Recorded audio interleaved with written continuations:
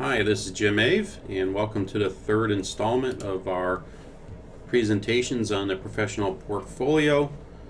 In this presentation, I'll go over the last section of our professional portfolio, which is the reflection section. This will be our last rough draft for the professional portfolios, as I assume that after this point, after the first portfolio, putting it all together, you'll have a good understanding what to do for the second and third professional portfolios. But if you have questions, please feel free to post your questions in a Q&A form. But the other portfolios follow the same process. You don't have to write a new introduction each time, but you keep your introduction, but you just build on your professional portfolio. So your second portfolio will start right after your reflection section of portfolio 1. You'll do your executive summary for code 2 and standard 2, artifact section, reflection section, so forth and so on for the third portfolio. So anyways, and we are in week 3 in our class, and this week you will, in addition to working on this rough draft, you'll have our first threaded discussion for the Courage and Calling textbook or book. As a reminder that threaded discussions and forums are class time, and you're expected to take these seriously. And since this text that we're reading, the Courage and Calling book, has some may have some personal things going on with each one of us, since it's talking about our calling, both our faith calling that God has called each one of us into our relationship with Him to worship and glorify Him. The primary point of the book is about our vocational calling that God has called us to. The vocational calling is what we do for a living, and He has made each one of us to do a specific job. Both, in sense, we're all athletic trainers. That's what we believe that He's called us to do. And so, throughout this semester, when we're having our threaded discussions, let's be able to encourage one another. You can disagree with one another, but there is a tactful way and a nice way to agree to disagree with one another. Just because you disagree with somebody doesn't mean you don't care about them. I think that's one of the hardest things in our world today, that we can't have a different opinion with somebody else and without somebody thinking that we can't stand them. Well, that's not necessarily true. I may not agree with somebody, but I can still love that person. I disagree with my family about different things all the time, but it doesn't mean I don't love them. It just means I don't agree with some of the thoughts that they have. And that's true in this class, and it's true in life in general. We're all not going to agree on things. How boring would that be? Regardless, let's talk about our professional portfolio. So far, you have written your introduction, your executive summary. Last week, or in week 2, you turned in your artifact section, and where you provided an artifact for showing your mastery of Code 1 and Standard 1, and then you wrote the section explaining how those artifacts demonstrated your mastery. So let me go ahead and scroll down. I should just open it up on the reflection section. So our last section of the professional portfolio is called the reflection section. So we'll basically have 3 sections within the reflection section, and feel free to have, I would suggest probably having section titles for each one of these sections. And so your first section is, I want you to think about the Code 1 and Practice Standard 1 for the first draft here. How have you gotten better in the Code and Standard since you're an athletic training student? For some of you, it's been a long time since you're a student, and for some of you, it's not been that long since you've been a student. So I want you to think about the Code and the Practice Standard. So what I recommend is since in the artifact section and the summary section, we started with describing Code 1.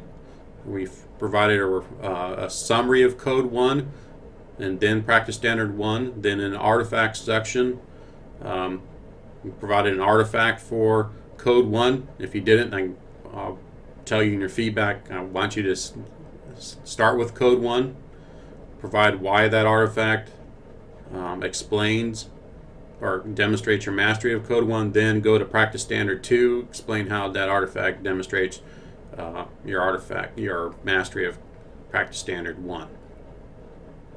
Now in this section, I'd like you to do the same thing, start in the same order. Explain how you have improved in Code 1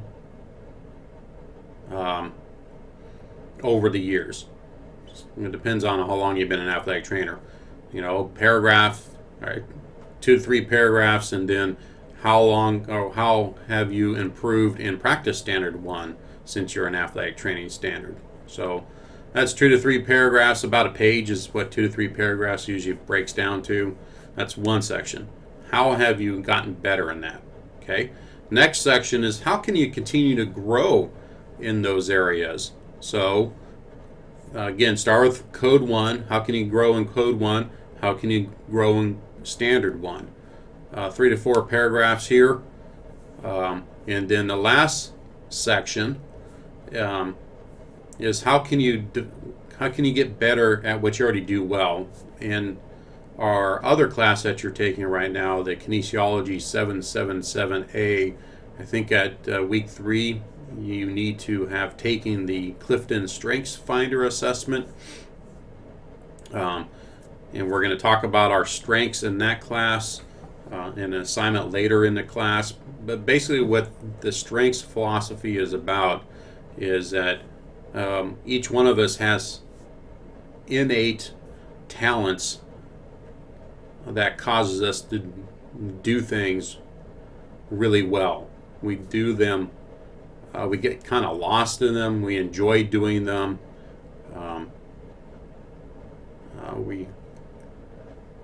They're not burdensome to us. They give us energy when we do them. Those are called strengths. The thing with the Clifton Strengths Finders assessment, what that assessment does, it's determining your top 5 innate God-given talents. I don't want you to talk about those talents. I want you to think about the things within Code 1 and Practice Standard 1 that you do really well. Not your weaknesses. I don't want you to focus on the things that you are weak in. I want you to focus on the things that you're really good at, you enjoy doing in these 2 areas. Then I want you to explain to me how you can continue to develop the things that you do well even more. You can combine your continued growth or improvement and developing your strengths together. If you want to do that, if that works better for you, do it that way. But it still should be 6 to 8 paragraphs in lengths there. I really want you to focus on your professional development here on Code 1 and Standard 1. How can you grow? And I want you to really describe how you can grow in the things that you already do well. Because I believe that we should really focus on the things that we already do well. We'll talk about in the other class how we manage around our weaknesses.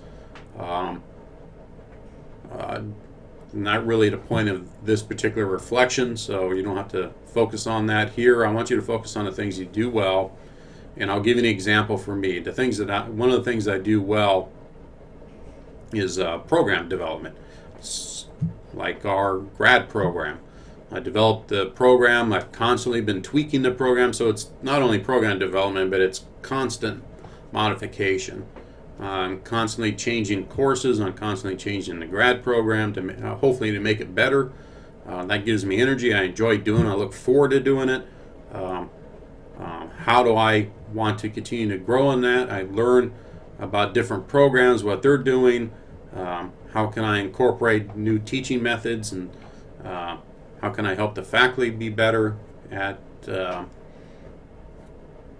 teaching better, and those type of things. So That's the stuff that is a strength of mine. I enjoy doing it. I want to continue to get better at it.